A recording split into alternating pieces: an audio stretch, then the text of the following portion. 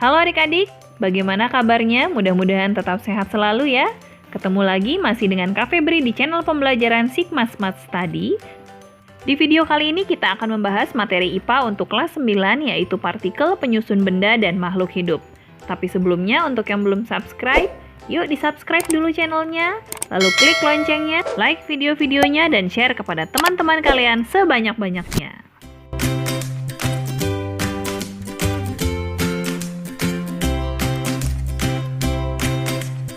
Kalian tentu sering mendengar kata atom. Sebetulnya apa pengertian dari atom itu sendiri? Atom adalah unit terkecil penyusun materi. Nah, karena ukurannya yang sangat kecil, maka atom tidak bisa kita lihat dengan mata telanjang ataupun dengan menggunakan mikroskop biasa. Lalu bagaimana caranya supaya kita bisa melihat atom? Nah, untuk menggambarkan atom, kita menggunakan alat yang kita sebut scaling tunneling microscope atau disingkat STM. Nah, mari kita perhatikan struktur dan bagian-bagian atom berikut ini. Di bagian inti atom terdapat proton dan neutron, di mana proton bermuatan positif, sementara neutron tidak bermuatan atau netral. Lalu di bagian luar proton dan neutron terdapat elektron-elektron yang bermuatan negatif, yang bergerak mengelilingi inti atom. Jadi inti atom tersusun atas proton dan neutron, sementara kulit atom tersusun atas elektron. Lalu, apakah perbedaan antara atom dan unsur? Atom-atom sejenis akan bergabung membentuk suatu unsur. Nah, setiap unsur akan dituliskan dengan lambang atom-atom penyusunnya. Contoh, pada besi. Logam besi biasanya dituliskan dengan lambang atomnya yaitu Fe. Unsurnya kita sebut ferum atau besi. Jadi, unsur besi tersusun atas atom-atom Fe. Nah, berikutnya adalah pembagian unsur. Unsur terbagi menjadi dua jenis, yaitu unsur logam dan unsur non-logam. Jenis unsur yang pertama yaitu unsur logam. Unsur logam memiliki beberapa ciri tertentu, yaitu yang pertama mengkilap, kemudian biasanya bersifat konduktor atau menghantarkan panas, mudah ditempa atau mudah dibentuk, serta umumnya berwujud padat.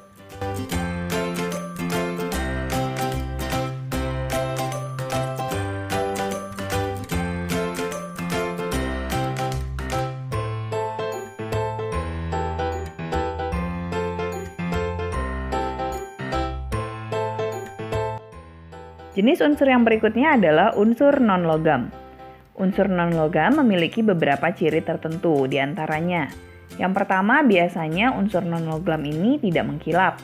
Kemudian, unsur non-logam kebanyakan bukan konduktor, sehingga tidak dapat menghantarkan panas dengan baik. Kemudian, susah dibentuk, dan wujudnya bisa berupa padat, cair, ataupun gas.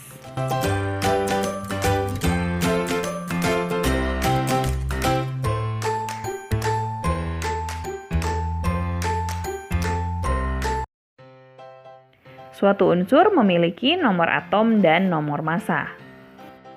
Perhatikan cara penulisan lambang unsur berikut ini. Suatu lambang unsur yang dituliskan dengan X, A, Z. X adalah lambang unsurnya, kemudian A adalah nomor massa, yang merupakan massa proton ditambah neutron, lalu Z adalah nomor atom. Nomor atom itu adalah jumlah proton yang sama dengan jumlah elektron. Nomor massa dituliskan di sebelah kanan atas lambang unsur dan nomor atom dituliskan di sebelah kanan bawah lambang unsur. Perhatikan cara penulisan unsur berikut ini. He itu helium ya, jadi helium memiliki nomor massa 4 dan nomor atom 2. Lambang unsurnya helium itu adalah He, dituliskan dengan H besar dan E kecil. Nomor massanya di sebelah kanan atas kita tuliskan 4. Yaitu massa proton dan neutronnya adalah 4, dan nomor atomnya, yaitu jumlah proton atau jumlah elektronnya juga 2. Selanjutnya, perhatikan contoh soal berikut ini. Contoh soal yang pertama, sebutkan lambang atom, dan nomor massa unsur berikut.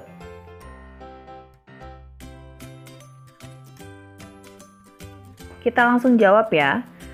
T besar I kecil itu adalah lambang dari unsur titanium. Jadi, Lambang atomnya adalah T besar dan I kecil. T itu adalah unsur titanium. Kemudian nomor atom itu ada di kanan bawah, berarti 22. Dan nomor massa itu ada di kanan atas, yaitu 48. Begitu ya cara menjawabnya.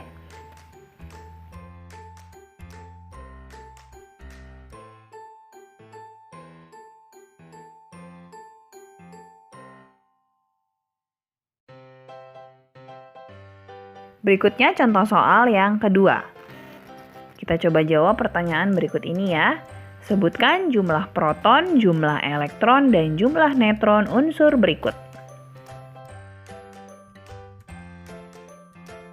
Seperti yang kita tahu, nomor atom adalah jumlah proton yang sama dengan jumlah elektron. Sehingga jumlah proton dan jumlah elektron kita bisa tuliskan dengan nomor atom, yaitu 22. Jumlah proton sama dengan 22, jumlah elektron juga sama, 22. Nah, bagaimana dengan jumlah neutron? Jumlah neutron adalah nomor massa dikurangi dengan nomor atom. Karena nomor massa itu adalah proton ditambah neutron, lalu nomor atom adalah jumlah proton. Sehingga kita tinggal kurangi saja, nomor massa 48 dikurangi nomor atom. Hasilnya 26. Berikutnya kita akan mempelajari mengenai tabel periodik unsur-unsur. Apakah yang dimaksud dengan tabel periodik unsur? Tabel periodik unsur adalah suatu tabel yang menyajikan unsur-unsur berdasarkan nomor atom dan sifat kimianya, di mana lajur vertikal menunjukkan golongan suatu unsur,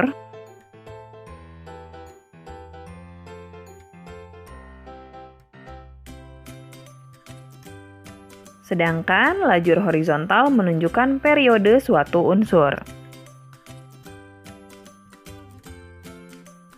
Berikutnya kita akan mempelajari mengenai konfigurasi elektron, yaitu susunan elektron-elektron dalam kulit-kulit atau lintasan dalam atom. Perhatikan ilustrasi susunan elektron-elektron dalam kulit atom berikut ini. Inti atom atau nukleus tersusun atas proton dan neutron, sementara elektron terdapat di kulit-kulit atom, di mana jumlah elektron maksimal yang bisa ditempati di setiap kulit atom adalah sebagai berikut. Kulit pertama kita namakan K, jumlah maksimal elektronnya adalah 2. Kulit kedua kita namakan L, jumlah maksimalnya 8 elektron. Kulit ketiga dinamakan M, jumlah maksimal elektronnya adalah 18, dan seterusnya. Jumlah tersebut kita dapatkan dengan rumus 2 dikali N pangkat 2, di mana N adalah nomor urutan kulit atom. Harus diingat, jumlah elektron maksimum pada kulit terluar suatu atom adalah 8. Nah, supaya lebih paham, yuk kita langsung coba kerjakan contoh soalnya. Tuliskan konfigurasi elektron unsur kalsium atau Ca dengan nomor atom 20. Nah, nomor atom menunjukkan jumlah elektron, berarti jumlah elektronnya ada 20. Lalu kita bagi di setiap kulit. Kulit pertama jumlah elektronnya adalah 2 kali 1 pangkat 2. Jadi elektron di kulit pertama adalah 2, di kulit kedua ada 8, kemudian kulit ketiga seharusnya 10. Tapi ingat, kulit terakhir tidak boleh lebih dari 8, maksimal 8. Berarti jumlah di kulit ketiga itu harus kembali lagi ke jumlah kulit sebelumnya, maksimal 8 ya. Jadi sisanya di kulit terakhir adalah 2 elektron. Nah, selanjutnya kita akan mempelajari mengenai ion dan ikatan ion. Suatu atom dikatakan stabil jika di kulit terakhirnya pada konfigurasi elektron bernilai 2 atau duplet dan 8 atau oktet. Jika tidak seperti itu, maka atom bisa kita katakan tidak stabil dan cenderung melepaskan atau menangkap elektron dan menjadi ion. Ion itu artinya atom yang bermuatan. Nah, jika muatannya positif, kita sebut kation, dan jika muatannya negatif, kita sebut anion. Perhatikan contohnya pada unsur natrium atau Na. Nomor atom natrium adalah 11. Jadi, jumlah elektronnya 11, jumlah protonnya juga 11. Nah, kita lihat sekarang pembagian jumlah elektron di kulit-kulitnya ya. Di kulit K atau lapis pertama ada 2 elektron, lalu di kulit kedua yaitu kulit L jumlahnya ada 8 elektron. Di kulit terakhir ada satu elektron. Karena hanya satu elektron, maka tidak stabil sehingga elektron tersebut dilepas. Sehingga jumlah elektron berkurang dan jumlah proton lebih banyak daripada jumlah elektron. Karena itulah, maka natrium menjadi ion atau atom yang bermuatan positif atau biasa kita sebut kation. Karena jumlah protonnya lebih banyak yaitu 11 dibandingkan jumlah elektron yang hanya 10. Akibat lepasnya elektron di kulit terakhir. Lalu kemanakah perginya elektron yang terlepas dari Na? Nah, inilah dia yang disebut dengan ikatan ion. Jika Na kelebihan 1 elektron, maka Cl atau klorida kekurangan 1 elektron. Perhatikan, Cl memiliki nomor atom 17, artinya jumlah proton dan elektronnya adalah 17. Di mana susunan elektron di kulit-kulitnya adalah di kulit pertama 2, di kulit kedua 8, dan di kulit ketiga ada 7. Kulit ketiganya kekurangan 1 elektron, sehingga terjadi gaya tarik-menarik antar ion yang menyebabkan pindahnya elektron dari Na menuju Cl. Karena itulah Na disebut dengan kation dan Cl disebut dengan anion, karena Na melepas elektron dan Cl menerima elektron.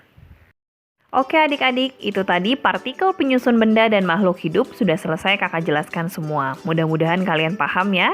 Jika belum paham, kalian bisa ulang-ulang lagi videonya, lalu catat agar lebih mudah dalam mempelajarinya. Terima kasih untuk yang sudah menyimak, semoga videonya bermanfaat ya. Semangat terus belajarnya, tetap belajar dari rumah dan tetap semangat belajar dari mana aja bersama channel pembelajaran Sigma Smart Study.